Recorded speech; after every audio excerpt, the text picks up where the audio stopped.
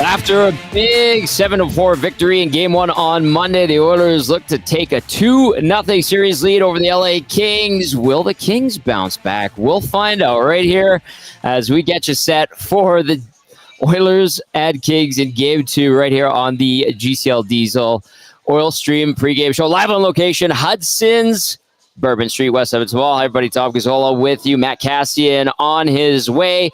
Matty Owanek holding things down back at ESTHQ. In for YouTube, Trev. Get well soon. We want you to get well, Trev. And Dennis Bernstein will be joining us in a few minutes' time. Of course, you can get in on the conversation. Hit us up via the text line 780-218-9999. And then if you're watching on our EST YouTube channel, thank you as always.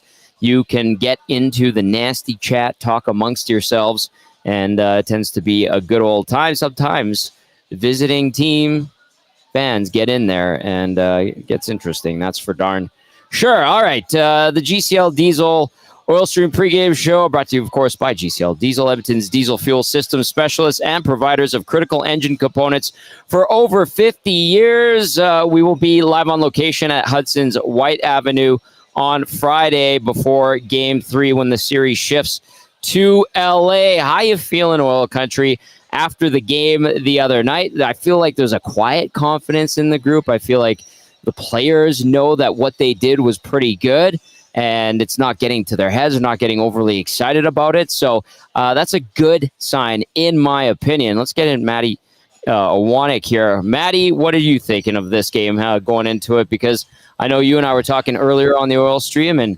not get ahead of ourselves. That's an important theme here. Yeah, no, everyone else could not get ahead of themselves. Gager and Cass were mad that I was getting ahead of myself by putting the Oilers in the conference finals already. So yeah, you were. No, it's I don't have any sort of nerves for the Edmonton Oilers. If I was an Oiler fan tonight, I wouldn't be worried about this game. I think what we saw after Game 1 is that the Oilers are just a better hockey team. And for the LA Kings, if they want to shy away from their game, that just plays into the Oilers' hands a little bit. And if the LA Kings do play their game, the Oilers are good enough to break through that. I don't expect tonight to necessarily be as open of a game as we saw in Game 1, how much the Oilers just came out strong, put up 7 overall by the end of the game. I think the LA Kings are a better hockey team than we saw Monday. And I'm expecting to see that team show up tonight, which would mean that this game probably going to be a lot more defensive, tighter, at least from an LA Kings perspective. So a closer hockey game. But in the end, I still think the Oilers are a better hockey team, and they're going to find a way to walk away with this victory and go up 2-0 as they head to LA. Yeah, that first 10 minutes, Matty, to me, that's crucial to see what the Oilers can do. Can they handle the push from the Kings? LA is going to be physical. LA is going to be gunning for that early goal. I think there will be. I think there will be, 100%. Yeah, I definitely think that there's going to be a push for the LA Kings. Do I think the Oilers can manage that push? Yes, 100%. Do I think that they can manage it? And I think they probably will. They'll bend, they won't break, and then they'll look to get going offensively. But, LA is going to be pissed off because they lost. LA is going to be pissed off and try to set the tone. I think Edmonton will be just fine in handling it. Even if Edmonton goes down 1-0, Matt, I honestly think that they will be able to get back to their game because I don't think a 1-0 lead will hold even with LA's 1-3-1.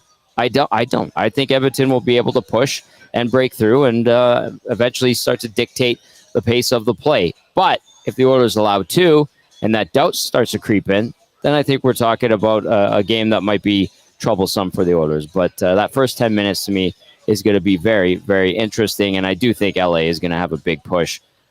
Are they going to be as chippy as they were the other night? Are they going to try to goad the Oilers into taking retaliatory penalties? I think they might dial that back. That's my hunch going into this one. So what say you? 780-218-9999. And, of course, via the nasty chat. Let's go into starting lineups for both teams. You're going to hear from both coaches later on in the show. You're also going to hear from some of the players. I saw Jasmine's post on X with me in the background during Draisaitl's availability. I was not scowling at him. I was trying to listen to hear what he was saying. It was a busy scrum. But well played, Jasmine. Props to you, one of the AM nasties, and I thought that was pretty funny. So well done, and some good memes coming out of that. Let's get to the Oilers lineup. No changes, and things worked out really well on Monday night. So McDavid between Henrique and Hyman, Draisaitl centering Nugent-Hopkins and Fogle. You got Ryan McLeod between Dylan Holloway and Corey Perry, and then Sam Carrick with Evander Kane and Matthias Janmark on defense. Of course, Ekholm with Bouchard, Nurse with CC, Kulak with Desharnais. If you didn't catch it, the Oilers did loan Philip Broberg back to Bakersfield as they get set for their postseason to kick off. For the LA Kings, Jim Hiller saying no changes for them. So we had Anze Kopitar between Alex Laferriere and Adrian Kempe last game. Phil Deneau between Trevor Moore and Victor Arvidsson. Blake Lizotte centering Kevin Fiala and Trevor Lewis. Pierre-Luc Dubois with Quentin Byfield and Carl Grundstrom. I know there was a bit of a flip in game there with the forward units, so we'll see what Jim Hiller wants to do in regard to that, if he's going to stick with how he finished or if he's going to go with how he started game one. On defense for LA, Mikey Anderson with Drew Doughty, Vladislav Gavrikov with Matt Roy, Andreas Englund with Jordan Spence, and let's get to starting goalies now. And no surprises here, although, you know what, it was interesting on the Kings side of things. I'll get to that in a second. For the Oilers, though, it is 25-year-old Stuart Skinner getting the nod, 1-0 in the postseason. Skinner, a 4.0 goals against average, 892 save percentage. And then at the other end of the rink, we had David Riddick warming up in what is usually the starter's net, or working in that net for the visiting team. And then Cam Talbot was at the other end. They may have switched at one point, but it was Talbot who went off the ice first. Riddick and Aaron Dell, who is the third goalie for the Kings, and with them right now, Riddick and Dell were doing extra work. Talbot, a 605 goals against average, 864 save percentage. Hello, VR Montenegro. Good to see you. We do have a bunch of nasties coming by, and big thank you to all of them who came out Monday. VR Montenegro is here. Dustin with a Y. Lucas from Whale and the Wolf, Lieutenant Eric's brothers here, and LTE himself are here. I'm going to have the Gazzola clan in tow as well. And there should be some room here at Hudson's Bourbon Street, because they do have the back room open, and expecting some big tables to show up. So it should be a fun night as you want to take advantage. Yes. I'm going to just throw this out. I was just going to do specials. Go ahead. No, I just want to throw this out there for Friday's game. We talked about this on the Oil Stream. Yes. You're at Hudson's White Ave. Book a table for that one. It is a Friday night. Hudson's is going to be busy on a Friday night. Now we're adding Game 3 Oilers Kings. University students in there, that they're going to be like, it's going to be a place to be. It will be good. Your spot for Friday for sure. Get that reservation in. So I was talking to Connor, who's the GM over at Hudson's White, and he said they already, and this was on Monday, he said they already had a ton of reservations. So better check in. It's going to be a lot of fun. They also have the back room there where they can extend increase capacity, I should say. And so get that reso taken care of. Otherwise, your SOL and the wood will fill up quickly around the bar. It's going to be a great time as we get set for Game 2 here at Hudson's Bourbon Street, and then prepare for Game 3, which will be at Hudson's White Avenue. All right, so Talbot and Skinner are your starters. Let's go to the inbox really quickly and see what's going on there. Big Uke chiming in right off the hop, says Tommy and Awanik, let's go. Game 2, baby. Start hot, remove any hole the Kings have, and have a night. 6 o'clocker crack, let's go.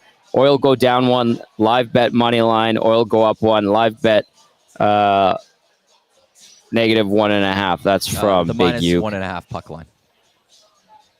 Sorry, that's what it is. Yeah. That's what it is. Thank you for getting in on Big Uke. I don't know how to into that stuff. I don't do that stuff. I know, so that's where, it's the puck line -1.5. Thank you. I've now for been on the Mark clarifying. Shop 2 days in a row, so now I'm just a little bit of an expert when it comes to these things, I'd say. Well done. Yes, Mr. Lean, you're very good at it. You hit on your, what was it? The ESD parlay for Game 1 did hit. It was +600. Talay's parlay actually did get up. A smaller number, But I feel really confident that something like this could hit. It's plus 225 at CoolBet. And what it is McDavid 2 points, Hyman, Bouchard each with a point, and the Oilers to win. So if the Oilers win this hockey game, you need McDavid to have 2 points, Hyman, Bouchard each to have a point, plus 215 now. No, I think the number's gone down. So looking for 2-0. Looking for 2-0 to start these playoffs. Maddie, Mr. Lean, looking to stay hot. Okay, Andy Pandy texting in says, Tom, much tighter game tonight. 4-3 Oilers, OT win. Hyman, OT winner. Heavier hockey tonight. That's from Andy Pandy. And then Jasmine says, haha, you my boy, Tom. Glad you're not mad at me for creating the meme. Absolutely not. And then Andrea and Jay are up in Banff. Looks absolutely beautiful. Let's check in really quickly with the nasty chat. How's everyone doing over there? Benner's Pancake says it won't hold, but scoring first just eliminates a lot of potential nonsense. What else? Jason the Acadian sounds like a good crowd. Andrea is in Banff with our car, so I'm stuck in Leduc. Oh, I love how one is in the nasty chat and the other is in the text line. So nicely done. Really quickly, let's take a look at out-of-town scores. 3 games on the NHL schedule today. 1-1 between the Bruins and the Leafs late in the second period. You got the Golden Knights visiting the Stars. What do you think of that series, Matty, and the way that the Golden Knights were able to open up a 1-0 series lead against Dallas? Yeah, well, it's going to be an interesting one to watch how that series fully plays out. I didn't expect to see Vegas come together as a team that soon in this series, like immediately game one. Mark Stone scoring a minute and whatever into that hockey game. I figured this would be a tough series. I just didn't expect Vegas to come out in game one to take it. Right. That said, that there's just going to be a lot riding on this series. Belzy on the Hangout today says he thinks that if the Golden Knights go and sweep this series, that's going to be a real big rallying cry for, like, Jim Nill is going to be furious and probably try to close this LTIR type thing. But all eyes are on Vegas this whole playoffs. They've got all the attention. They start off by going to Dallas, which isn't an easy team. Dallas is a strong hockey team. We've talked about how they have almost no weaknesses. Ottinger has to get back to being the Ottinger we saw a couple years ago if the Stars do actually want to do damage. This is a first-round matchup. What a first-round matchup. It's fascinating to watch. Fortunately, couldn't watch a lot of it in Game 1 because it was same time as Oilers. It's going to be the same thing tonight. But, I think all of hockey is paying attention to see when do the Golden Knights lose, if they lose in these playoffs. They will. Come on. I think that Dallas is going to bounce back strong. Series-wise. If they, I'm saying like getting knocked out of the playoffs, like either win the Stanley Cup or get knocked out of the series. Not like will they go 16-0 or will they lose again? No, I'm not saying they're going to go 16-0, unless maybe Aiden Hill. Okay, no, gotcha. Just kidding. Gotcha. All right, keep those texts coded 780-218-9999. Maddie, let's go to some audio and video as we await Matt Kassian and Dennis Bernstein. Do we have a quick one from the Oilers locker room from today? So Perry's the shortest at about 3.5 minutes. Let's do that. He just wants to know about the, coming out with calm and confidence, but also having the sense of urgency that you need, kind of balancing that. Yeah, it's kind of something that we've had is being calm, being confident, but at the same time you got to take care of your home ice, and it's a new day, it's a new game, and you reset and you got to go back out there. Do you expect, like having been through this so many times, the team goes down 1-0, like their urgency is going to be a lot higher, it's automatic. How do you ensure you counter that? Well, I think you have to meet or match your intensity. You know that they're going to come out. They're down 1-0. There's no secret there. So you know that they're going to come out. They're going to be a little better than they were the other night, and you got to be better than you were the other night. The way your power play is going, and not just the first game, but 60% the last 7 games against the Kings in the playoffs. How important is it, Corey, to try to get them to take more penalties? Like, how do you do it? Good question. But I don't know how you get them to, but if you have the puck a little bit more and play in the offensive zone, you're probably going to get rewarded for that. And and with our power play, we got some pretty good players in this room that know how to move the puck around, and So it's it's a good thing to have when your power play's clicking.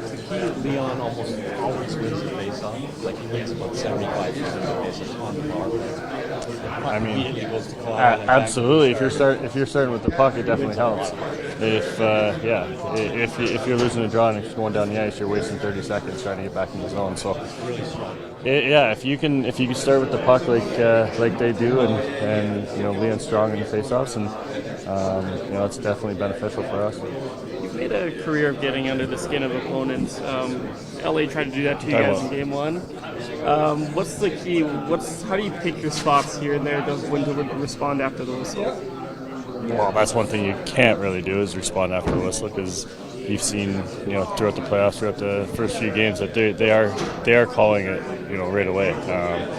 So it's it's a balancing act, and like I said, you just got to pick your spots, and it'll fall where it falls.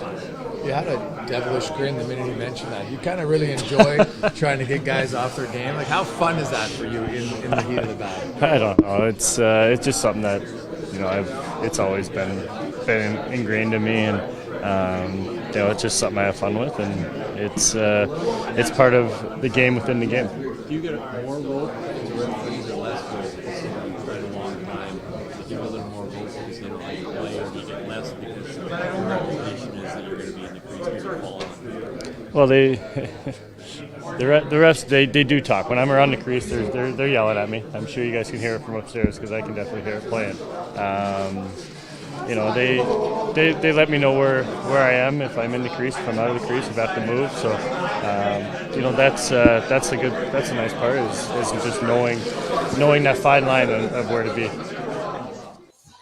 All right, there's Corey Perry, the wily veteran, and he's doing his thing. He knows how to stir it up in front of the crease, and just good to have on your team that Stanley Cup pedigree that he brings with him each and every game. Perry, by the way, if you're wondering how many games played, he's played in the postseason. He's up to 197, 53 goals, 71 assists, 124 points in postseason action, as Matt Kassian is joining us. And we got to get to Dennis Bernstein in a second here. But before we do, I should remind you the portions of this hour brought to you by 100.3 The Bear, Edmonton's best rock. Catch Dusty Nielsen with Yuka and McCord weekday mornings. Tune into Jess Jackson on your way home from work every afternoon. All right, let's get in our Kings insider, Dennis Bernstein, as Matt Kassian slides in. Look at us.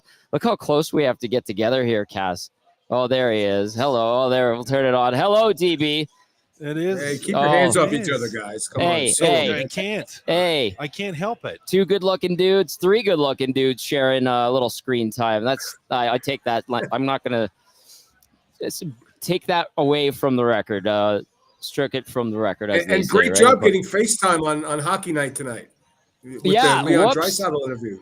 Yeah, I was sneering at him, wasn't I? My bad, DB. All right, Dennis Bernstein, our LA Kings insider, with us now from the fourth period, and Matty Kassian here live on location at Hudsons, Bourbon Street at West Edmonton Mall. All right, DB, game 1, 7-4, the Oilers take it, but what were some of the things that you gleaned from that game, and should the Kings be worried? I'm still waiting for the Kings to do something well in this series because they didn't do anything well in game 1. Right. And Cam wasn't to blame, but a couple of goals, fine. They never established their 1-3-1. They never set it up. And I'll tell you guys, if you go back to last year's series and game 1, I think the Oilers are 18 for 36 on the power play. On what planet are you going to win a series if you're 50% penalty kill? It just everything went wrong for this team. So you got to look at it and saying, okay, that you got to scrap that one. And I asked Jim Hiller about it, and he didn't want to talk about game 1. It was just a dominant performance. Yeah, it was 7-4, but it's really, a 5-2, 6-2 game last night. So I'll give the Oilers credit. They scouted the Kings really, really well. They knew exactly what to do. The first 10 minutes were kind of even though the Edmonton Oilers scored, made it 1-0. But they scouted and they knew what to do. And the Kings they thought they had advantages, maybe on the bottom 6 or taking advantage of the bottom 4 defense. It never materialized. It was 4-0 before we blinked. And they have to be much better, or I might be coming back to Edmonton for game 5. What do you think they have to do differently on the penalty kill to have success against Edmonton? What needs to change? I think they have to be a little bit more aggressive, Cass. Like you just can't sit back against this team. You got to force some errors. You just can't let them, do whatever they want to do. And there has to be coverage at the net. Zach's hat trick goal. Come on, he's standing by himself and it's tapping. Like there was no coverage. The defense is running around. Gavrikov didn't have had a bad game. 5-on-5 and penalty kill. So I think you got to be a little bit more aggressive. They like to lay back in that 1-2-1. I don't think you can do it against Edmonton. I mean, look at the numbers. Like you did that 1-2-1 in 7 games now, and it's 50%. You can't change anything, right? It's too late in the season to change anything. I think just a little bit more aggressive and a little more attention around the net to guys like Zach Hyman. Tom Gazzola and Matt Kassian live on location. Hudsons, Bourbon Street at West Edmonton Mall. Dennis Bernstein from the fourth period joining us, our Kings insider. Okay, we're talking about the special teams and the Oilers going 3 for 4 on the power play. The Kings had the second best PK DB in the regular season, but how about the fact that they were taking those penalties and a couple of them, listen, maybe they were cheap calls. Like I didn't care for that interference call on Dubois. Sure, call it roughing or whatever. I think you and I were talking about that in the press box, but do you think the Kings got too caught up in trying to get the Oilers to retaliate a little bit? Well, I think that penalty was 2 minutes, and I actually tweeted it. 2 minutes for hitting Connor McDavid. Oh, no, it was 2 minutes for interference. First of all, it's a dump. He's going off the ice, though. Like, if you hit Connor in the middle of the ice and disrupt the play, and you get interference call, fine. He's going off the ice to the bench. Yeah. Dumb play. But the really bad penalty, which I'm surprised at because he's a really smart player, was the Trevor Moore low bridging Vinny Desharnais. Right. You can't take that penalty because if you don't take that penalty, it's 4-2 going to the locker room. You're thinking, okay, we got a shot here. But you take that penalty, and I think in the back of your mind, you're probably, if you're King in the room, you're saying, well, it's probably going to be 5-2 to start the third, and that's exactly what happened. So it's the time and place to take the penalties. And Cass, I don't know who's keeping score in these games, but when you looked at the score sheet after the game, the Kings had 65 hits. No, sorry, he didn't have 65 hits, right? So I think they were a little bit more too over-aggressive, but dumb mistakes. The low bridging on Desharnais and then the hold by Dubois early in the third period, that sealed the deal. That was as simple as that. They got to be way better and way smarter tonight. They have any chance of escaping with an even 1-1 series back to LA. DB, do you think that because of the Edmonton Oilers power play and because of the undisciplined play of LA in game one, do you think mentally it's going to be tougher for them to try to find that line of wanting to play aggressive and wanting to play physical and, wanting to try to slow Edmonton down, but having a little bit of tentativeness to take a penalty? Yeah, well, Cash, you got to go into the game thinking they're going to get some calls, right? They might get 3 or 4 penalties, right? So you can't draw all the way back. You just can't. You got to be smart about it. Like time and place. You can't take that extra punch after the whistle. Like you have to play a really controlled game, and that's exactly what they didn't do in game one. It was not controlled at all. All facets of the game. And here's the thing, Cass. Even if they succeed, let's say in the penalty kill tonight, their 5-on-5 play. I'll tell you this: the Oilers are way better 5-on-5, and you guys know this season than last. It's as simple as that. So you think you can win the battle 5-on-5, even if you lose the special teams battle. I'm not sure the Kings can do that this year. I really can't. Now, it's incumbent upon Dubois and Byfield and the bigger guys in Kempe to go to the net. Try to, the same cliches. Try to make traffic in front of Stuart Skinner because there wasn't really a lot of traffic. Yeah, they scored 4 goals, but the last 2 goals were flukes and it was garbage time. The game was over. Right, so I just think that they have to be more aggressive in the offensive zone, Cass. I think they have to measure themselves defensively in the neutral zone. Don't take those stupid neutral zone penalties.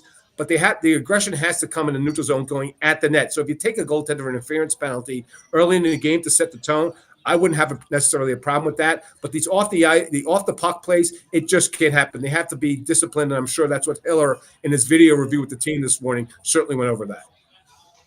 You can text us 780-218-9999 as we roll along here on the GCL Diesel Oil Stream pregame show. Dennis Bernstein with us, Gazzola and Kassian live on location, Hudsons, Bourbon Street at West Edmonton Mall. Dennis, talking about strategy, I feel like the Kings are going to want to have a good 5 to 10 minutes right out of the gate where they dictate the play and then maybe get that first goal, hope for a second one. What do you think Jim Hiller is doing to prepare these guys, and do you expect any tweaks strategy-wise from them? You can't. It's too late, Tom. What got you here will get you to succeed. So I don't think strategy was, but I'll tell you this. You're right about the first 10 minutes because I'll give you guys credit. That crowd in game one with the chanting and everything, like the building's electric, that you want to take the crowd out of the game, right? And, you got Cam talked about the chanting of his name. And look, he was a real pro. I give him credit. Like, he said all the right things. He knew it was coming. He saw it subject to other goalies when he was in the building playing for the Oilers at Rogers.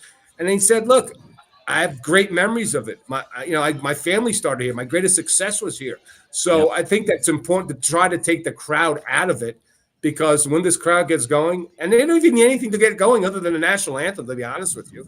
So I think that's part of it. You need a first good 10 minutes, because if you don't have that, Tom, then you're going to creep into thinking, oh, is this going to be a repeat performance of game one, which they really can't have.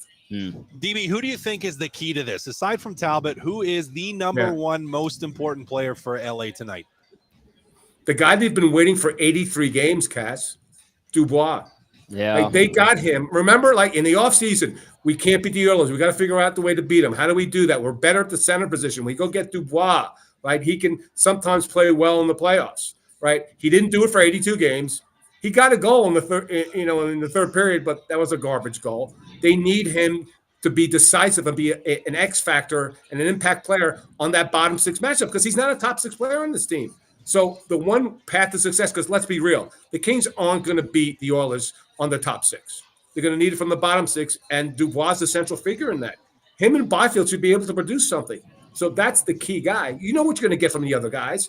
The guy that you thought was going to add to this lineup and be more productive in the playoffs hasn't done it for 82 games, didn't do it in game 83. You need him for game 84, and he can't just show up, Cass. He has to be an impact player in this game and going forward in the series. All right, Dennis, game two, what are you expecting? Are we talking about a marathon that takes us well into Thursday, or is this going to be neat and tidy if you're looking at it from an Oilers standpoint? How do you see it? Well, no one in the press box is rooting for overtime, Tom, since it's an 8:20 start. We don't want that. The bars don't stay open in LA. Although maybe for me they will. I got to think the Kings are it's going to be a closer game, because I think they have to check in this game. And I think the key again is the neutral zone. If they're going to get time and space to the Oilers in the neutral zone, we're going to have a repeat performance.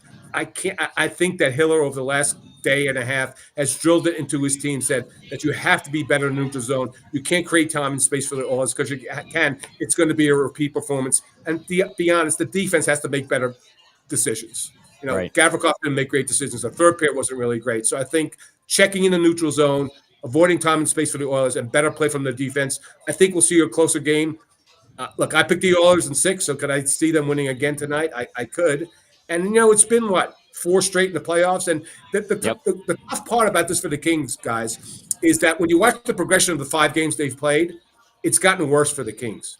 Game 5, game 1 was the worst one. The 4 games in the regular season, that's why I gave the Kings a puncher's chance. I said 6 games, but it's gotten worse. And it's got the reverse. The trend has to reverse for the Kings. Because if they go home down 2-0, Tom, I know the cliche, you can draw out the cliche you want. It's not a series until the home team wins. Right. But if you lose tonight, let's say by multiple goals, if you really think you're going to beat that team 4 out of 5, I don't think so. So I really think they need to be the more desperate team and really play it like a game 7. Because going down 2-0 the way the Oilers are playing, that's not a way to win this series. DB, one more for you from another series. How about those Golden Knights? Are you at all surprised at what they were able to do against Dallas in game 1? Okay, so before the game started, I was walking through the press box and I said, hey, guess who scored the first goal for the Golden Knights? 123 into the game. And some people knew, some people like Mark Stone. Everybody laughed. Yeah. Here's the thing. I love Dallas. I picked them to go to the Cup final. And I said the one weak link for that team is Jake Ottinger. And guess what? Jake Ottinger was bad in the first period. It cost them the game. So I'm not surprised at anything the Vegas Golden Knights do, because when they're totally healthy, they're the most dangerous 8 seed you'll ever see.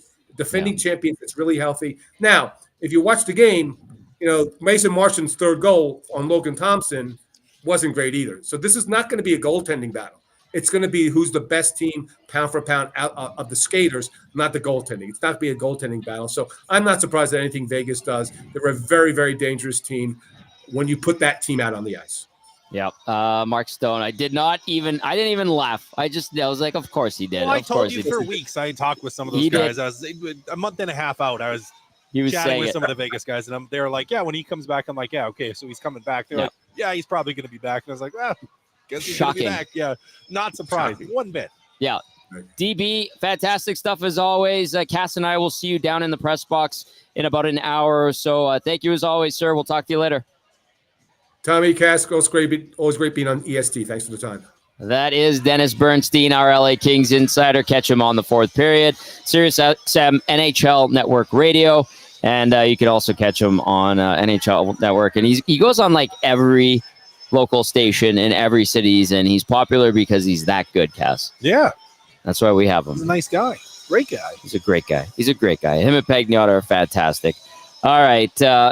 Let's bump up your audio. Cass, how was the drive in? Did you go by downtown or? No, I drove around. I didn't want to go through downtown. I was like, this will be crazy. So I took the old Henday. The old Henday, and she was good? She was good. It was easy. Easy drive. Awanik, let me know if that's better. I pumped up Cass's audio, so we're good to go. I'm figuring out how all this tech stuff works. I've got it all set up. Awanik says it's great, so we're all good to go. All right, Cass, let's get into game changers here. You can text us 780-218-9999 if you want to ask Maddie anything about game 2 tonight. And then you can also get at us in the Nasty Chat. How's the Nasty Chat doing? Doing good as it always does. It's busy, it's humming, and we're getting set for game number 2. All right, let's get to Game Changers, brought to you by Damon Bunting Remax Elite. Damon Bunting, consistent top-producing realtor in Greater Edmonton and among Western Canadian Remax realtors. He and his team love to help you find that right home or make the move from your current home. Check him out, DamonBunting.com, or visit his Instagram at Damon Bunting Real Estate. Number 1, Cass, and simple, defend first. Yeah, very simple, very simple. And we're actually going to talk about some of what DB brought up and already talked about is coming down the pipe too. But really, that is, I think, the way you need to operate today. I don't think you expect, if you're the Edmonton Oilers, this to be an easy game. Right. Not that you expected game 1 to be easy, but in a lot of ways it was. You got the lead, you built the lead, and you were able just to kind of roll through the entire game. And I think this game is going to be different. And I think mentally, if you can still focus on play from your zone out, focus on that defensive play,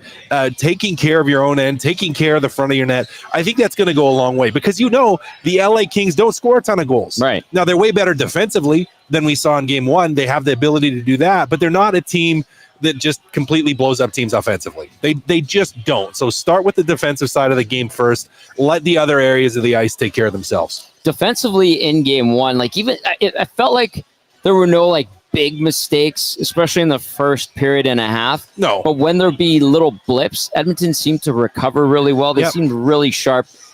To me, that was impressive. Were you surprised by that, how sharp they were? No, not surprised by it, but that's what you have to do. You can't, and we've talked about this multiple times over the course of this season and seasons past, is you can't compound mistakes. Right. Mistakes are going to happen, even in the playoffs.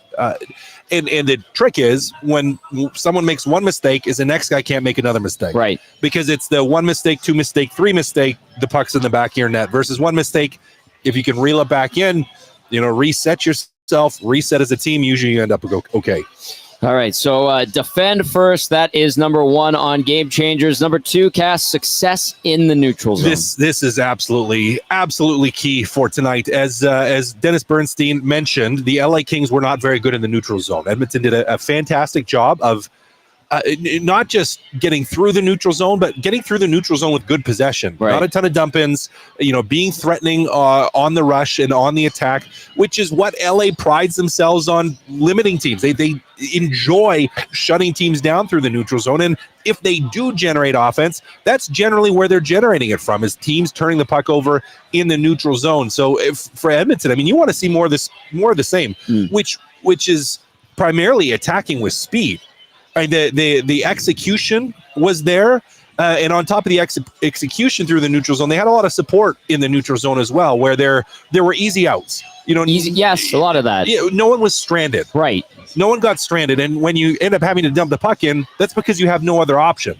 Right. You have someone in front of you. You have pressure beside you from LA. You're kind of getting squeezed off or pinched off, and so you're like, oh, well, I got nothing. I just got to chip it in and hope we go get it. But what Edmonton did was they always had that relief valve through the neutral zone, whether it was a little bump back or just a little chip into the middle or just support driving through, where it's like, okay, I don't have to dump this all the way in. I can just make a little chip, and we have a really good chance of picking up this puck and maintaining possession heading into the offensive zone. Huge part of the game tonight. This makes you wonder, and that's why I threw it at DB. It was like, what, strategic tweaks might we see from the LA Kings? And DB said it's too late. It's too late. You can't. What you're gonna. I mean, you're not changing your system, but can you not change a couple things up on the fly or tweak a couple things? Be like, all right, here's what they're trying to do. Here's where we're getting squeezed off. Here's why we're incapable of taking the game to the Oilers. Like, are there not little things, nuances that the Kings might try to do tonight to kind of get things to go in their favor? And what could they do? I think so. And I think specifically in the neutral zone, if I'm looking at the video and if I'm trying to coach and say, okay, you're not changing the whole system, right? But what the LA Kings most likely are going to try to do, because this is what I would try to do, is they want to try to force the puck to the right-hand side of the ice. If we're Edmonton going attacking, so Edmonton's right wing, LA's left wing. Yeah. They're going to try to force the puck as much as possible to that side of the ice, with the reason being, particularly with Edmonton centers, most of them left-handed, McDavid left-handed, Draisaitl left-handed, is it puts them on their backhand. McLeod left-handed. So you're pushing players to where if the centerman is the one and carrying the puck up the ice, which typically for the Edmonton Oilers, in those three guys specifically, that's usually who's carrying the puck through the neutral zone, if possible. You push them to the backhand side, it gets more difficult to try to make those support plays and those support passes. You have a few less options. If you're lefty, skating up the left side of the ice, which is a lot of the time where Edmonton had it, and you can see players, McDavid in particular, Draisaitl too, if they can drive to that side of the ice. Now, Draisaitl a little bit different because he loves his backhand, but McDavid in particular, he loves taking 3 quick steps to the outside because then he has pretty much the whole ice on his forehand open to make a play.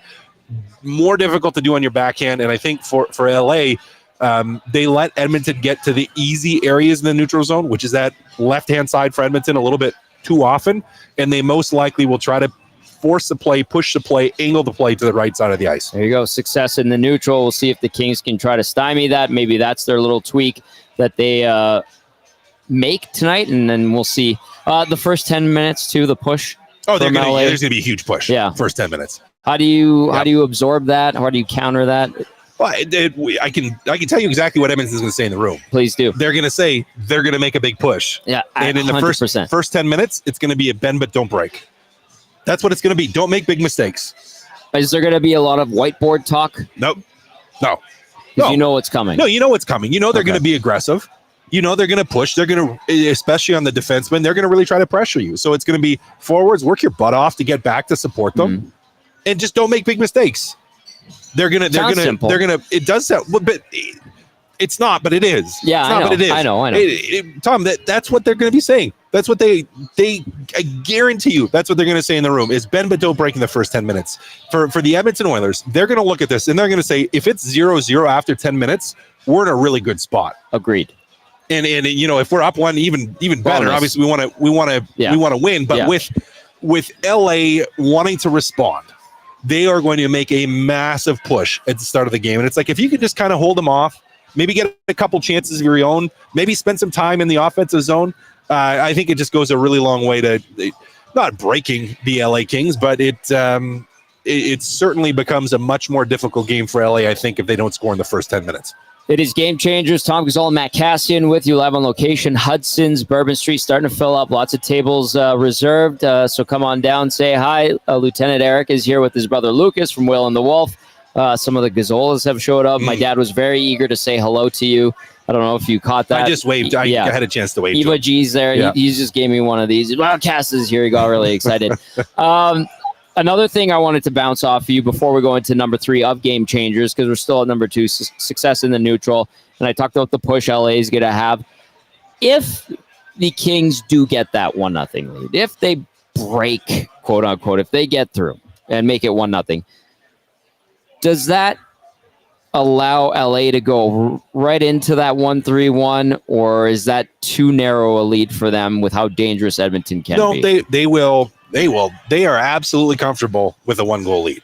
Okay. So they will absolutely sit back even more if they can, which is to watch, not as fun to watch. No, it's not as fun to watch. Absolutely not. But for them, that's how they play. That's how they play. That's exactly what they would do. Okay. Well, I still think that the Oilers could break through if they go down 1-0 in that first 10 minutes or so. All right, number 3 on Game Changers. I like it. I mean, we've been talking about mistakes the entire segment. So if you're the Oilers, you punish every mistake. Absolutely, Tommy. You got to punish the mistakes. They did a wonderful job of this. It felt like every single mistake that the LA Kings made, it was in the back of their net. Whether that was a mistake by taking a penalty or a mistake in the defensive zone, they absolutely just punished them. And you have to have that same mentality. The LA Kings don't give up a lot. They gave up a lot game 1. Anticipate game 2, they're not going to. So it becomes even more important that when you have those opportunities to bury the puck, when you have those power play opportunities, just to make sure you are truly and actually just punishing him for it.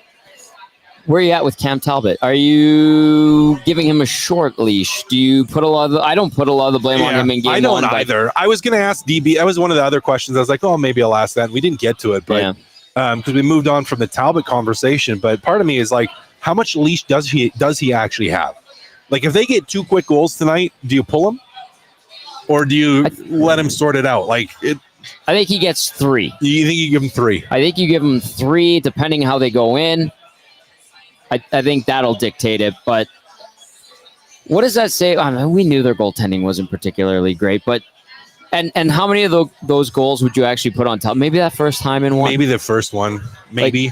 No, it wasn't Cam Talbot being horrible. No. You put it on the Kings being not very good. And Edmonton taking advantage of it, but I don't think you can put it on Cam Talbot. No, absolutely. All right, text us 780-218-9999 as Corey B has arrived. And a lot of the nasties showing up. Great to see them. Classic Ethan Morrow jersey there. Great one, chopper jersey. Nugent Hopkins as well. Let's go into the inbox, 780-218-9999. Jason in Leduc said, who's stuck in Leduc? I'm guessing that's Jason. Coach Mike says, Oil go up 2-0 tonight. 97 continues to cook. Ontario Momes texting in says, tell DB we love him, but we're still waiting for that LA depth, or was that all traded away? We were talking about that earlier in the year. The Velarde and it was Iafallo because of Mattios in Vegas, that deal. And then the Russian that got thrown in there as well. Not Kaliev. But anyway, I thought that was a bad trade. And so far, that's proven to be, because it took about 2 months before the Kings were like, whoa. And DB was like, what's going on with Pierre-Luc Dubois? He's not doing anything. So I don't know. He still not intimidates me, but if I was a opposition player and I'm looking at Pierre-Luc Dubois, I want him to be sleepy. But at the same time, I'm also leery of what he can do when he is motivated and wakes up. Players like that, Cass, I would be frustrated with playing with them, because you see how good they can be, but they just don't do it all the time. Yeah. No, those are tough. Those are tough mentally. As we dip into the inbox, Big Slam Nasty looks like he's right there grilling up a couple steaks. Have a great pregame, Tommy. Tossing back a couple of chili ones, being 6 o'clock or lagers. Big Slam Nasty got a couple steaks on the grill too. Love it. I love it. Let's see what's going on with the nasty chat. Iafallo and Velarde were hard to play against. Yeah, exactly. And that was good depth. And Velarde's been great for Winnipeg. But Pierre-Luc Dubois forced his hand there. So, I don't know. Arvidsson could be a difference maker. There's Dusty Nielsen. What did you make of him? Well, he's back from San Diego. San Diego. Wait, what's up? Wave hello to everybody. There he is. Oh, wait. There we go. Yeah, he was there. Yeah, we're on there. You like that? Yeah, he's back. He's in a good mood. He's tanned, yeah. Hey, Dusty, you need a GC? He's gone. Nah, whatever. He's fine. 780-218-9999. Big Uke says Winnipeg clowned LA in that trade. 100% they did. Let's take a look at what's going on really quickly. Cass out of town scores. Boston up 2-1 on Toronto in the third period. And then we got the Golden Knights and the Stars ready to get going shortly. All right, keep those texts coming in. 780-218-9999. Talk Gazzola and Matt Kassian live on location. Hudsons, West Edmonton Mall, Bourbon Street. And A bunch of the nasties are showing up. Dusty's here. Corey B just got here. And come on down if you don't have anywhere better to watch. 49-cent wings. It is Wing Wednesday. $6 house pints. You don't have to pay $16.50 for a beer here. Which is nice. That is nice not to have to pay that much. You can buy like almost 3 of those beers here instead of 1 over there. You know what I'm saying? Matty Iwanek holding things down back at EST HQ. Matty, let's go inside the Oilers locker room and hear from Chris Noblock, if we could. Any lineup changes for you tonight are the same as game 1? Same as game 1. Okay. When your game plan obviously worked well in game 1, your team executed it, I assume the way you wanted them to. How do you coach them up for game 2? What do you risk putting new wrinkles in, or do you just do more of the same? What do you do? I think the most important thing is we do more of what we did. There's going to be adjustments that we want to make. There wasn't a perfect game by us. I thought there was a lot of things we did well, but there was some reminders for our guys on this is what LA's really good at, this is what we need to do, and the biggest thing is just to anticipate LA coming out and being much better tonight. From Cam, wanted to ask about coming out with enough sense of urgency that's required tonight, but also the calm that's required to play well against this team. How you kind of balance that? Yeah, I think it's most important. I think this time of the year, it's as a coach, it's not pushing your guys to get excited and elevating their game for the game, or raising their emotions. There's so much adrenaline, excitement for a playoff game, especially early in a series.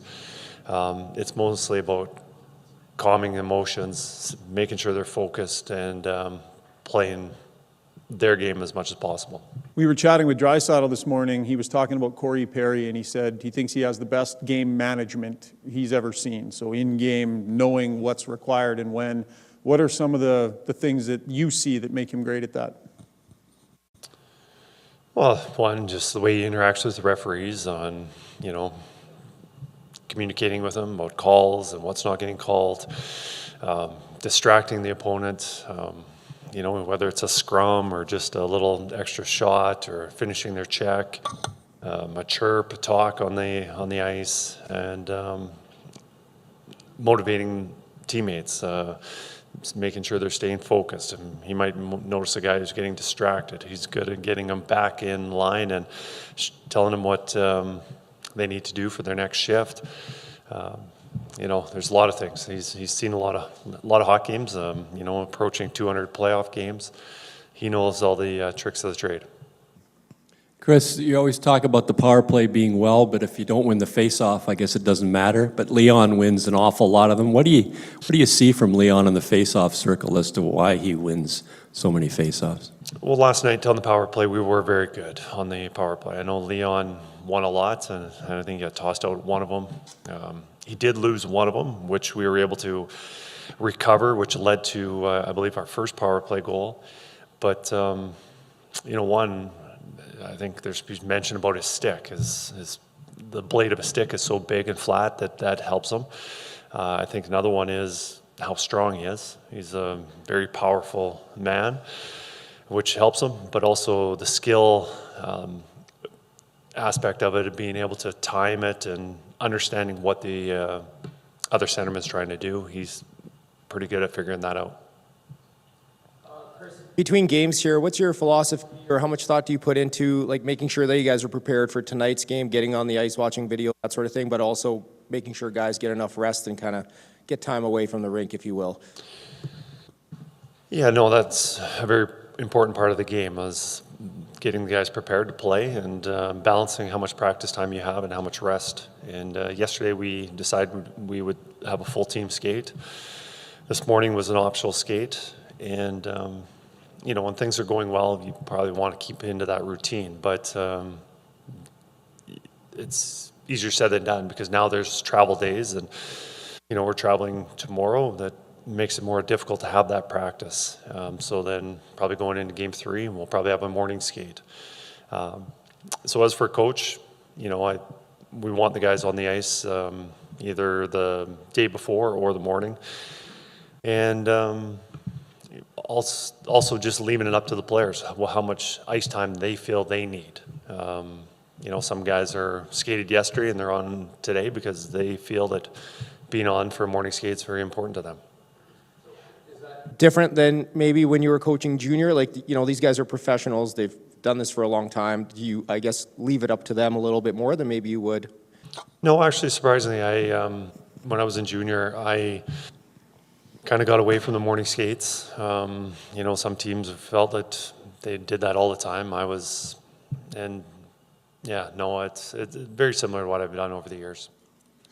Chris, a lot of firsts for you this year as the first time NHL head coach. There's a series supervisor come playoff time in the NHL. Rod Pasma is the supervisor. I'm wondering what you've gotten out of those meetings so far. Over the years, there's been some veteran coaches. There's a bit of gamesmanship sometimes in the messaging in those meetings. What's it been like for you? I think it's beneficial for me. There's nothing, you can complain about calls and lay the groundwork on, but ultimately it's got to go through a lot of players. Like, I got to communicate that to the supervisor, and he throws that through the game officials for that night, and probably has very little effect. And I think it's more the communication from Rod to myself, or that supervisor telling me what they're looking for, and I can communicate that to my players. But as for the gamemanship, I would like to say that I can influence them, that call more holding calls on McDavid, but ultimately it's usually on deaf ears. Hi, Chris. What did you make of the way you guys defended as a team in Game 1, and are there any areas you'd like to see cleaned up? Absolutely. I don't think we're ever completely happy with our game. I think there's always areas to improve. But I think we were in a position to defend less just because of how well we moved the puck. We made really good decisions, very few turnovers, and that's usually where you're in a position to defend. So I just want us to play a fast, up-tempo game so we're not in those positions. Oh, there's Chris Noblock, head coach of the Edmonton Oilers. And yesterday was a quick 20-minute skate. No more. There was no putzing around after. Yeah. There was no working on other things. It was, we're doing this, drill, quick touches, good flow, and then it was stretch and get the heck off the ice. Today, optional, and you were saying, Cass, the science says don't skate in the morning. And what's the rationale? Show your work. Show my work is your neurologically and muscles. So your whole neurological system that fires your muscles, you only have so many goes. Right. And if you expend them in the morning, you're probably not getting them back by the time you go to bed. Ah, okay. Even from the nap, there's science behind that too, in terms of your system and restarting and your dopamine and norepinephrine. So there's benefit to the nap, right? Oh, huge benefit to the nap. Of course, I love a good nap. Massive benefit to the nap. But the morning skate is like, well, no, you're physically, neurologically, you have expended energy, right? And you're not going to have that back by the time the evening hits. Yeah.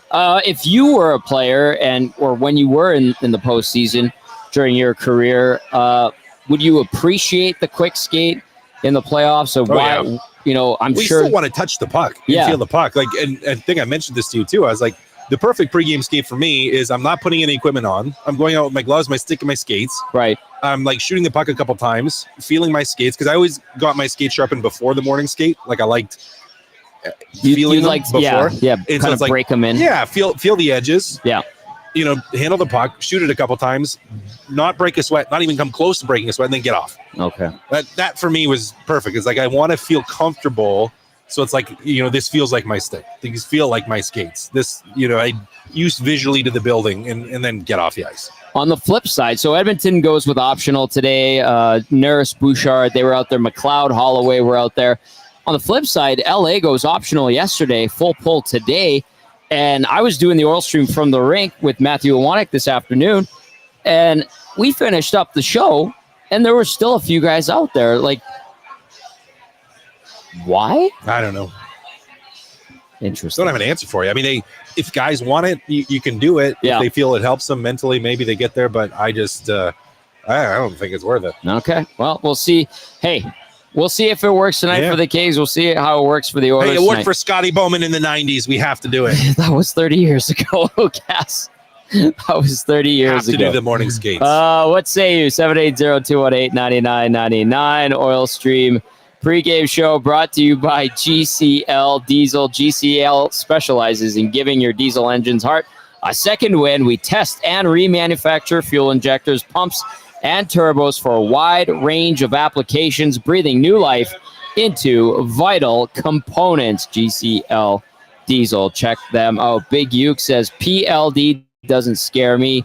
You don't play 82 sleepy regular season games and one sleepy playoff game and just wake up. He's a non-factor. You still can't. You still know. can. That's the thing. I would say it makes it less likely that he does, but there's still the possibility.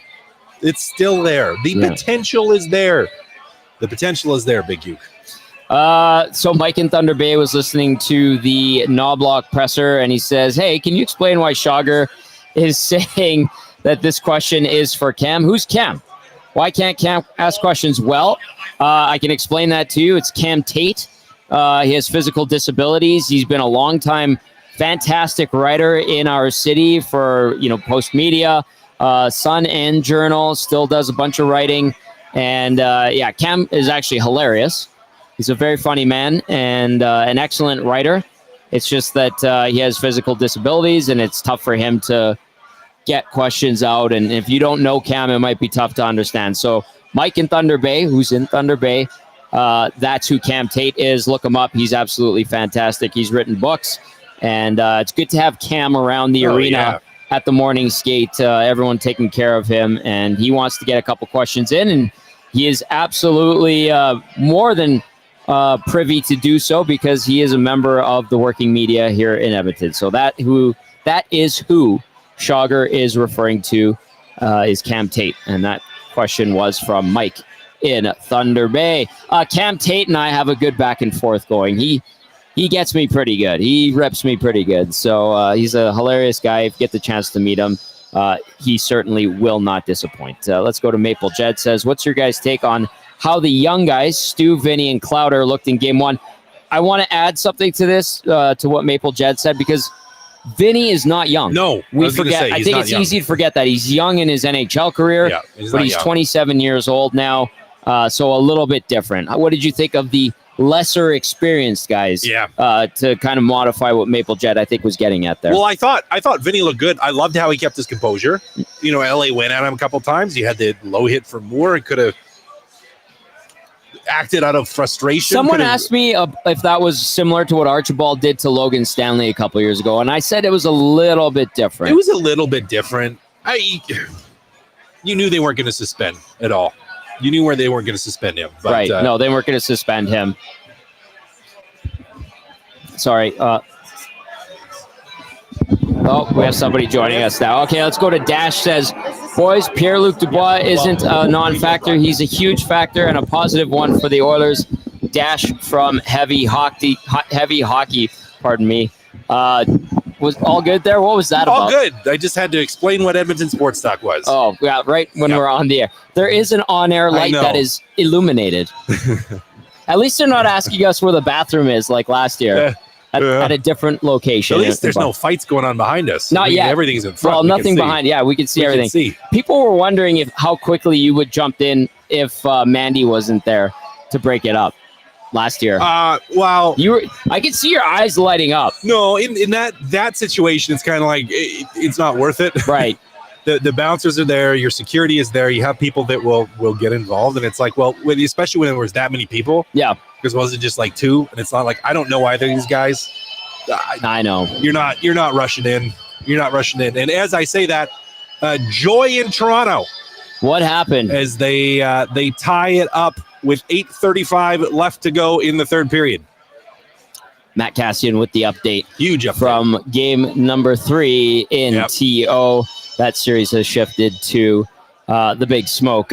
Really quickly, I'll read that one again from Dash, who said, boys, PLD isn't a non-factor. He's a huge factor and a positive one for the Oilers. That's Dash from Heavy Hockey, our good friends over at Heavy Hockey. All right, let's go to the nasty chat. Let's see what's going on. No caps lock cast tonight. We get lowercase cast tonight. Well, you're busy. You're busy. I'm busy. We're here. I'm busy. Nice. All right. Let's go back inside the Oilers locker room. Awana, can we go to Leon Draisaitl this time? Comfortable for you guys this year. You've played well. The numbers are all good here. I don't know if there's a reason for that or not, but just maybe take us through how that feels for you guys to play that well at home. Yeah, we obviously, from the beginning of the year, wanted to make this a hard place for teams to come in and beat us, and thought we've done a pretty good job of that this season. Obviously, looking to continue that tonight and further into the playoffs. So, obviously, fans, especially in the playoffs, are big, and as we all know, they've been amazing for us the last couple of years here in the playoffs. So, just looking to continue that. You guys have sort of felt that pressure of not wanting to go down 2-0 in a series. You know what that sense of urgency is like. What do you expect from them with that in mind? Yeah, I think you used the word urgency. They're going to come out a lot harder. They're going to check a lot tighter. We know that. We're aware of that. For us, it's just a matter of finding our game again, and then just one-upping their intensity. We know this is going to be a tighter checking game. So we'll make sure we're ready for it. Leon, everyone knows the histories of game ones around here. To get that win, does it feel a little bit different going into this game? Is there a different feeling? I don't know if there's a different feeling. You kind of take it game by game in the playoffs, right? So definitely a good start for us. Thought we played well for the most part. A couple unlucky bounces, but I think if we find a way to continuously and constantly bring efforts like that and play the way that we did, we give ourselves a good chance at winning hockey games. And it's nice to get off to a good start, but obviously our minds are on game 2 now. Ryan Nugent-Hopkins was talking about how he liked 55 minutes of the game probably. Is there an area that you guys have kind of honed in on to maybe clean up heading into this game? I think maybe that's a bit more on the mental side. I think just the lulls in the second period there for a couple minutes that you'd like to not have in your game. That being said, sometimes when you go up a couple goals, it's I think in human nature to let off a little bit, but it's a good lesson for us. We'll learn from it, and like I said, bring that same intensity in our game again tonight. Yeah, just a thought on scoring first and trying to get them out of their shell. I guess they like to kind of clog things up, but when you guys do take the lead, it kind of opens things up for you. Yeah, a little bit, but if we score 3 or 4 minutes in, their game isn't going to change overly much. They're not going to, with 5 minutes into the game, open up the floodgates and just go for it. That's not how it works. So goals are big, first goals are big, but I think you got 2 very mature teams going at it that if whoever scores first, the other team is just going to try and find their game and push for the next one. Well, some players, when they leave the rink, like to park hockey and think about other things and get the good place penalty. But other players during playoff time watch games to look for trends and see how games are called. Which camp are you in? I'm definitely the watching hockey type of guy. I think I had hockey on, all day, every day for the last week or so here. So I like watching. Enjoy learning, enjoy watching other players. So Nice to be able to yell at all of them. Nice to be able to yell at the refs without risking a penalty, just at the TV.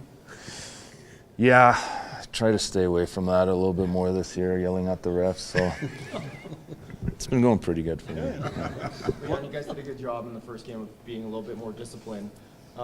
Does that come with experience too, like just kind of knowing the type of energy and everything that's going to be in a playoff game? Yeah, absolutely. That's part of maturity, what I talked about a couple of days ago. In the playoffs, things get louder and everything seems a little bit more amped up, and situations seem bigger than maybe they are. But just staying composed and not taking unnecessary penalties, undisciplined penalties is key in the playoffs. And game 1, we did a good job of that. But this is a marathon, right? We got to do this every single game, every night. So get right back to that tonight. Leon, what's it like going against Copenhagen? It's good. Done it a lot over the last couple of years. It's fun. He's a great player. Obviously, really looked up to him when I was younger, but not so much anymore right now. Corey Perry has this way of, starting something after the whistle when it's needed, getting the puck in deep when it's needed, just seeming to understand what's needed in little moments. How impressive is that? Yeah, I mean, guy's won anything you can win. He's been in any situation you can possibly be in hockey, and he's just a gamer. He is. His game management is the best I've ever seen. Away from the puck, with the puck, in between whistles. So yeah, he's very nice to have him on our side. Leon Draisaitl. One thing that stood out to me is he was talking about how this is a marathon, supposed to be a marathon, and it doesn't sound like a guy that knows that is what he's supposed to say. It actually seems like he understands, having gone through it, what it's supposed to mean when he says it. You know what I'm saying? I mean, it's not just platitudes. It's not just saying it. Yeah, I agree. Yeah. I agree. I mean, this is a group now that's been around a little bit, that has advanced in the playoffs more than one round. They've gone fairly deep. Yep. Had some heartbreak. Yep. Have made some mistakes. So yeah, I don't think he's just saying it. I think he believes it. How about the amount of hockey he's been ingesting? Were you one of those guys that was watching everything else? Not everything. Playoffs a little bit more. Yeah. Playoffs I would. I also needed to shut my brain off away from the rink. So I wasn't, and there are guys, they're kind of two avenues, and there's not many guys that are in the middle. On one side, you had guys that's still all like they're always watching, right, always paying attention to, will know every single stat of every single player all over the place. And then there's guys where it's just like, no, I need to shut my brain off and get away from this for a time. Both work. Both work. Right. More on the playoff side, I would watch in the playoffs. You'd always kind of just have it on. Yeah. I mean, it's like it is now for me in the house, where it's just like playoff hockey's on and it's on. Well, we're listening to Leon Draisaitl speak, and you go, oh, look at that. Yep. What happened in the Bruins-Toronto game? Because there's 5 minutes left in the third. Cass, get us up to speed. Well, nice little snipe from our favorite rat man, Brad Marchand, who found a soft spot. Winger, yeah. I think it was Max Domi. A little bit out of position, and Bob's your uncle. Bob's my uncle. That's Robert or Gene, who are my uncles. Thank you very much. Just looking to see if there's anything. I mean, there's still some time before the teams hit the ice for warm-up. And there's Borley. There's from Borley from Hudsons. What did I want to get to really quickly? I lost my train of thought. That's what I want to get to. This is what I want to get to. Today, the former Arizona Coyotes went to Utah. From what you saw, what'd you make of it? Or what you heard? Because they went to the arena, they did a presentation, they're in the locker room. Like, how do you think those guys were feeling about that? It's going to be a little bit of a surreal experience. Yeah. Right? Like, you're going to be excited, but you're going to kind of be like, well, okay. I mean, I don't know. It's just, you're dealing with a lot of emotions in that. And you're going to smile for the cameras. And you're going to try to make it look good. Right. Because this is your new team, new organization that you're going to. But yeah, I'm maybe a little bittersweet for some of the guys, but hopefully not. I mean, I wasn't paying over too much attention to it. I noticed that they made a big thing of it. They had people waiting for them at the hangar in the airport. That's a nice touch. Obviously, people in Salt Lake City are excited, or Utah as a whole, I suppose. Yeah. And then they give them the locker room tour. They had like the ice, and that right away I was like, basketball facility with a hockey rink in it. Yep.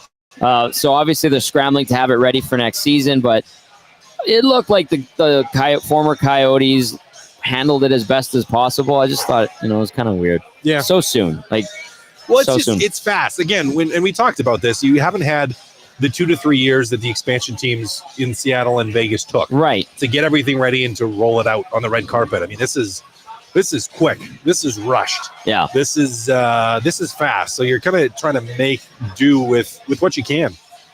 So we'll have to see how much they can pull together. Again, you're not having to put together your hockey ops and right. Build a scouting department and all that. Like, you have that stuff now already naturally, just with everyone coming over from the Arizona franchise. But yeah, hey, you're still going to be scrambling for stuff with your facilities and upgrades. And getting into a place where it's schools. If you talked about schools for the schools guys for the with kids and areas and figuring all that stuff out. Yeah. Oh man. Okay. Well, it's interesting because the league's pumping that content out there while we're getting ready for Game 2 of the Oilers and the LA Kings. Other games or series are into Game 3, like the Leafs and the Bruins. 3 minutes and 25 seconds remaining. The Bruins lead at 3-2. Brad Marchand with the goal, like Cass was saying, to put the Bruins up. I was going to say how devastating would a Game 3 loss to the Leafs be, but I feel like this one's going to go back and forth till like 6 or 7. Yeah, it's going to be a long series. Yeah. I think losing that first one at home is going to be tough. If they, because they still have a couple minutes here. If they lose this at home, that'll be a tough one. Yep. Although, that was close. They just about scored, but they didn't. So. Okay, a couple of texts to get to. Okay, thank you, Timber Woodsman. Says, Gager wondering about talking to Planner. What's the feed? Text Gager on that, on financial stuff. Or Cass, you do the same thing? It's still a bit different, right? Different company, similar stuff.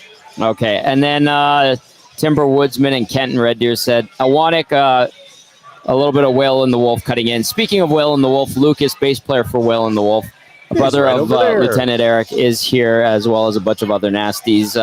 All right, that's going to do it for our portion of the GCL Diesel Oil Stream pregame show from right here at Hudsons, Bourbon Street, West Edmonton Mall. The tables are filling up. It's getting busy in here. I've got GCs. They'll be dishing out. Maybe I'll give a few to Lieutenant Eric. Go say hi to him, and he can pass them along to you. And Matthew Awanik is going to take it from here. So for Matty Kassian, I'm Tom Gazzola saying, Awanik's got the rest of the show. Enjoy the rest of the show.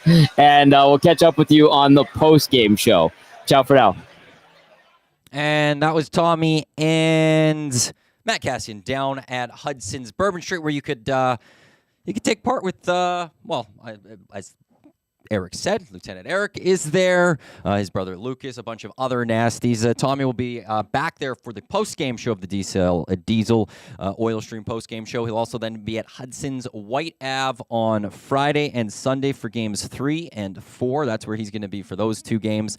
The Sunday game is a listener watch party, so a bunch of us will be there for sure for that Sunday game. And as I said a little bit earlier on the pregame show tonight, you're going to probably want to reserve some tables on Friday because it's a Friday night. People are going to be ready to party. 8:30 on White. It's always going to be busy. You're throwing into a Game 3 between the Edmonton Oilers and the LA Kings. That place is going to absolutely be packed. So be sure to get your reservations in now for Hudson's White Ave for both Friday and Sunday. The Edmonton Oilers getting set to take on the LA Kings. Game 2 down at Rogers Place. The Oilers have the 1-0 series lead. We've already heard from Chris Noblock, Leon Draisaitl, Corey Perry. We will momentarily hear from the other side of the opponents for this game, and Jim Hiller, the head coach for the LA Kings. Let's just quickly take a look at the scoreboard around the National Hockey League for tonight. With about a minute 40 left, the Bruins still have that 3-2 lead over the Leafs. The winner of this one will take the 2-1 series lead. Golden Knights Stars, my ESPN app is saying 7:50 is start. So I'm wondering if they're accurately getting the time. Well, they say Oilers game is 8 o'clock, and we know it's not going to be 8 o'clock down at Rogers Place. But Stars, Golden Knights, Stars absolutely needing this one after losing to the Golden Knights in Game 1. Mark Stone obviously getting that first goal. We all knew that one was coming. But that's the other game tonight. Only 3 games in the NHL tonight. Although in basketball action, I know this is hockey. I know we have to, like I said, we'll get to Jim Hiller right away here, LA Kings head coach. But a big upset in the NBA as the Celtics fall to the Heat 111-101. The Celtics, they look like the team that's just going to absolutely roll through the East. They took down the Heat in Game 1, 114-94, 20 points. They dominated that one. It just looks like they're going to roll, and they're going to meet the Nuggets in the NBA Finals. But tonight, the Heat surprise. They come back 111-101. The Heat even that series up as they head down to Miami for Games 3 and 4. Let's now jump into the LA Kings locker room. Jim Hiller, he spoke to the media earlier today in advance of Game 2 tonight between the Kings and the Oilers as LA looks to even up the series at 1 game apiece. It would appear that Cam's going to go back in net for 2. Is that accurate? Yes. Okay, and so that would absolve him. There's more of the team in front of him in Game 1 than his play. Yes, yeah, I'm not going to talk about that anymore, but yes, we were pretty loose in front of them, and we gave up way too much. Jim, interesting question asked to Chris Noblock about communication in the series between a coach and the supervisor of the series. Yeah. How does that process work to you? No, that's good. I mean, it's, obviously you don't do it in the regular season. It's a good chance, I guess, with the GM. So Blakey and I come in, talk to Rod, just a casual conversation. A good guy, a good perspective on the game. Talk about the game. It's pretty casual. We get a chance to see what he thought in some situations, and then he gets our perspective, and away we go. It just clears the air for everyone. Jim, for the PK, whether it's against this team or even in general, as you've dealt with teams this year, if you kill off the first one, how much does the confidence breed off of that? Yeah. For the evening. I hear you. It get flip-flop it too, because the power play feels the same way. It's a momentum game, and the power play scores first, whether it's our power play or their power. You feel good. You can't wait till the next one. And I think it goes the same way with the penalty kill. You build momentum inside of a game on your special teams, and they had momentum. We didn't last game. Your Dubois Byfield line there with Fiala, how much can that line tilt the ice for you guys? What are you looking for? Yeah, well, we hope so. They're three players I think complement each other pretty well. I think we talked about it. Kevin had the chance really early off the face-off. Might have turned the game. Who knows? And then they had another one. Kevin had another one coming down the slot and didn't get the shot off for different reasons. And those would have been big moments. So yeah, we're looking for them. They're offensive players. They're a line that needs to score. Because you've been willing to change your groupings in game routinely, does that make it easier for you when, like, say, if it's early and you see something you're not crazy about whatsoever, that you can go, you can mix it up right away, and that your team will respond because they've played with different players? Yeah. It's easy for me, but I think because we've done it for enough time, it's easy for them. It's not unexpected for them. I usually talk to the different players or different lines before the game just to let them know, hey, we might change. If we do change, it'll probably look like this. They're like, yeah, no problem, we've done it. So it's just, I think, pretty seamless. If we started doing it right now, it might be a little bit tricky for them mentally, but they adapted to that for some time. Jim, during the regular season, you go from one opponent to another opponent. Every game stands on its own. It's a little different. It's a series, 7 games of one team. Is that different? Is it harder to work with, or is this still one game and then tomorrow we play another game? Yeah, it's actually the playoffs is the best time for that reason, because there's so many games and so many different teams coming at you in the regular season. You got somebody pre-scouting the next game while you're playing that game, and there's just lots going on because it happens fast. So we all love the playoffs because we play the game, you review the game, it's the same opponent again. Adjustments are made and it just keeps moving along. So it's beyond the excitement and the chance to win the cup. For a coach's perspective, we all enjoy that part of the game, being able just to focus on a single team. So one game does inform and build on the next game. Without question, yeah. From a coach's perspective, yeah. You've been around a long time, but as a first-time NHL head coach, you get to experience the series supervisor and having chats with Rod. I don't know if you did it on game days or on off days, but I asked the same question to Chris. But over the years, coaches have used those meetings sometimes to maybe push an agenda. But what's your sense of how you're dealing with those conversations? Yeah, and I've been in some of those meetings as an assistant before, in different times in my career, so I've seen kind of different perspectives. There's to me that's difficult to do. These guys are professionals. They've been through those types of situations where people are trying to gain advantage. I don't think you're trying to gain an advantage on anybody. I think they're just good, mature hockey conversations. What I had enjoyed is you get the perspective, from the officials. They get our perspective, and surprisingly enough, a lot of times you meet in the middle. There's still times you disagree, but there's a lot that, hey, tough job that they have, tough job our players have, and you become a mutual appreciation, I think, through those conversations. Jim, is it your intention, Doughty is your best defenseman, is it your intention that always play him against Connor? Because last game you had him off against Leon, right? Yeah. They got 2 great centers, so it doesn't matter. You got to play him against one of them. Yeah. I mean, we don't chase it around, especially at On the road, it's a little bit more difficult for sure because they get last change. We don't want to disrupt too much. We're pretty confident in our D-core generally to defend. So, yeah, as much as you'd like Drew out there for 60 minutes a game, and he plays almost half of it anyways, you can't have him out there every time. So you've been willing to change line combinations, but you've resisted changing the defensive pairs. Why is it important to keep those guys intact while you're willing to change the full forward? Yeah, it's a good question, Dennis. I think one of the things is there's just, with the D pairs, there's two of them, you know, and they really create a chemistry, not unlike a line does, but two of them, they really read off each other well. And I've never been a big fan of that, even when I ran the D with the Islanders, of mixing them around too much, unless you have five. Sometimes you have five because of injuries or whatever else. But I think continuity amongst the D pair probably is more important than continuity amongst the forward lines.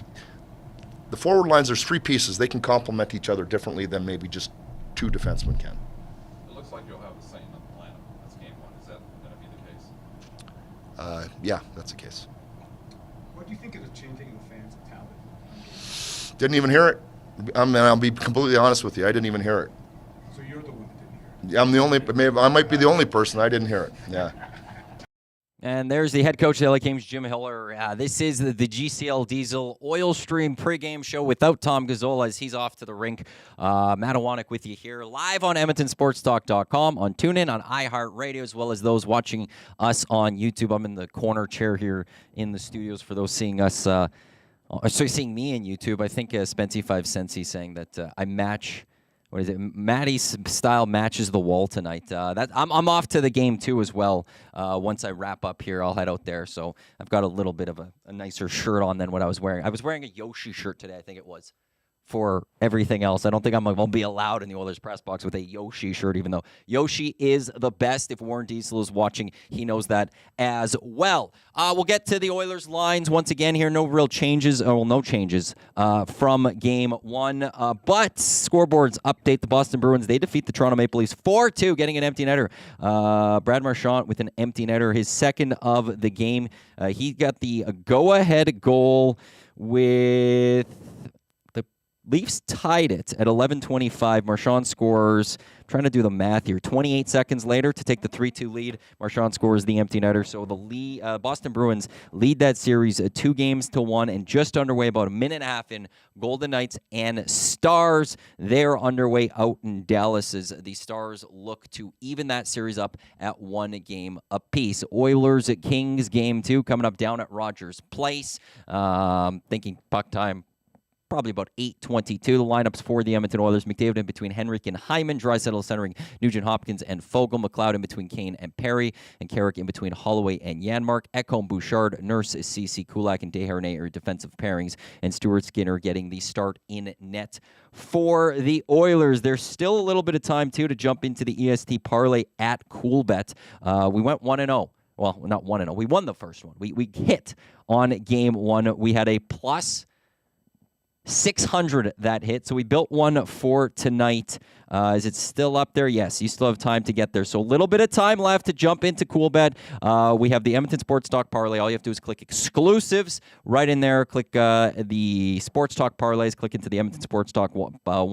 McDavid, 2+ points. Hyman and Bouchard, both with a point. And Edmonton Oilers to win. That's up plus 215. So not completely out there like we were on game one. An easier one to potentially hit, and one that I like a lot more for this game, just because as much as we saw a lot of goal scoring and a high-scoring game in game one, I'm expecting a better performance from the LA Kings, a little bit better defensively. So I think this will be a much closer game. So with that, not as many opportunities for the Edmonton Oilers to get goals. So there won't be 7 is my thinking of this one. So we kept it nice and light with McDavid, Hyman, and Bouchard there. Probably a good chance that the Oilers are going to find a way to score a power play goal, especially if the LA Kings don't learn from their mistakes of game one and try to get in the Oilers' kitchen, try to intimidate them, do whatever, get under their skin. And if the Oilers don't respond like they did in game one, that will lead to a bunch of power plays, and the Edmonton Oilers will keep rolling. I know Belsey talked about that on the Hangout as well today.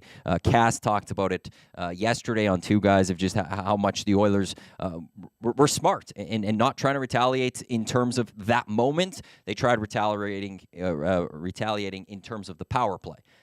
Thanks for the power play. We're going to go score a goal. That's what the Edmonton Oilers did. I also just got a text from Huss saying, good call on the Bruins. I picked the Bruins to win tonight. And him and I built a semi-lock shot parlay. It wasn't posted up in the exclusives, but we had Bruins, Stars, Oilers. So we're 1 for 3 to start the night, and we'll see what happens the rest of the way. That is going to almost wrap up the GCL Diesel Oil Stream pregame show. A reminder, the postgame show coming up as soon as the game is over. Tommy will be back at Hudsons on Bourbon Street in West Edmonton Mall, and then he's there all playoffs long. Games 3 and 4, that will be at Hudson's White Ave. We don't know where we're going necessarily for games 5 and potentially a 6 or a 7. Not because we think the Oilers are going to sweep and we're being cocky or arrogant that we haven't decided yet. It just hasn't been picked which locations we are going to. But yeah, tonight, still time to head to Hudson's Bourbon Street to go catch the game if you're looking for a place to watch it. You could also then hang out with Tommy post-game. He probably still has some GCs that he could throw you as you're getting ready to pay your tab. Or, again, Friday, Sunday, where Hudson's, White Ave, especially the Friday. Get those reservations in, because if you don't, there's a good chance you won't be able to get into Hudson's to watch the game with Tommy and a few of us from Edmonton Sports Talk. Oilers, Kings, Game 2 coming up momentarily here down at Rogers Place. Just going to take a quick look into the nasty chat as well as the Parish Jewelers inbox 780-218-9999 to see if I've missed anything. Joel Cool saying Leaf Nation should be entertaining. Yeah, their post-game shows are going to be fun tonight. There's no question about that. Just trying to see if there's anything else. Hope they hold their heads high so their tears don't fall. So not a lot of love for the Toronto Maple Leafs right now in the nasty chat. Thanks for tuning in to the GCL Diesel Oil Stream pregame show. I'm Matt Iwanek on behalf of Matt Kassian, Tom Gazzola, Dennis Bernstein from the Fourth Period. I'm Matt Iwanek. Thanks for tuning in, and be sure to tune back in right when this game's over for the GCL Diesel Oil Stream post-game show. Enjoy Game 2 tonight.